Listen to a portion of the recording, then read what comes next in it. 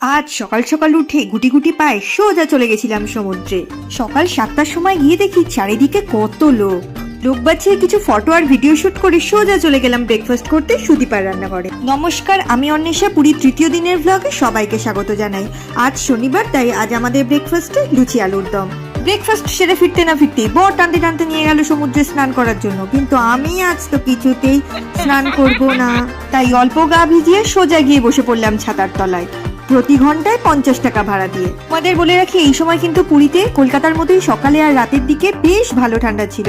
জলে নেমে জল থেকে ওঠার সময় হু হু করে ঠান্ডা লাগছিল, তবে একটা জিনিস খুব ভালো, সেটা হচ্ছে এই সময় ট্যানিংটা সেভাবে পড়েনি। একা একা বসে থাকতে থাকতে তো বেশ খিদে পেয়ে গেল। খেয়ে নিলাম সিঙ্গারা, মদনমোহন মিষ্টি, আর তারপরে একটা গোটা ডাব।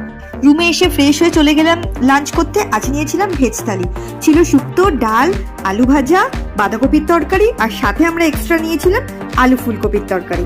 আজই শেষ হলো আমাদের পুরীতে 2 রাত 3 দিনের সফর। নিজেকে একটু রিচার্জ করে নিয়ে, একটু রিল্যাক্সড হয়ে নিয়ে আবার বাড়ির পথে ফেরা। আমাদের ফেরার ট্রেন ছিল পুরী থেকে পুরী শিয়ালদা দুরন্ত এক্সপ্রেস, সন্ধে 7:45-এ।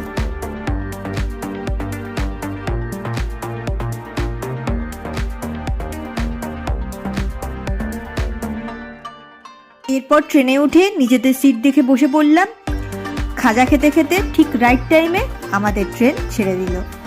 তবে শিয়ালদাতে নামার টাইম ছিল ভোর 4:05, কিন্তু ট্রেন লেট করে আমাদের 4:30-এর দিকে শিয়ালদা নামিয়েছিল।